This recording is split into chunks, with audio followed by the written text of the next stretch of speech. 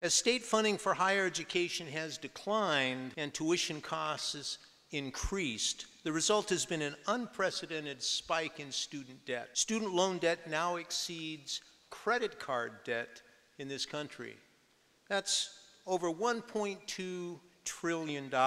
In response to this crisis, the National Education Association, the California Teachers Association, the California Faculty Association, the California Community College Association, and Student CTA have launched a program called Degrees Not Debt, with a goal of reducing student debt and making higher education accessible to all students. We have to stop and look hard at what our country is doing as our state legislators diminish the support they are giving to our colleges and universities. We have to take a look at what we're doing in 50 state legislatures to increase the support for our public colleges and universities. All universities in California are faced with crushing student loans to pay for their education. In the CSU alone, fees rose nearly 300% since 2003. At the UC, regents are considering again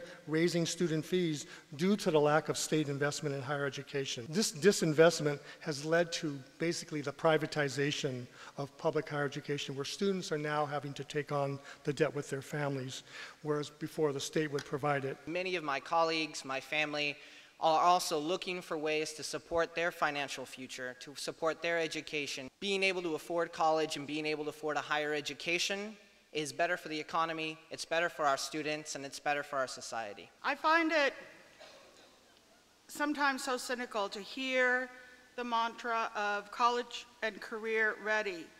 And so we're going to make our students college and career ready, but then make it absolutely unaffordable for them to attain those degrees because of the debt. We are focused on how to deal with this. First, we need to work in the budget process, and that's where teaming up together is so important at all levels to have the message in Sacramento to both the legislators and the governor. We need to invest more in higher education. There was several $100 million more added this year, but it's not near enough to make up for the 5 years of terrible cuts and the tuition increases. We have to, again, work together to address the crisis, starting to send that message that in Oakland, Sacramento, and Washington, it is degrees, not debt. We want degrees, not debt.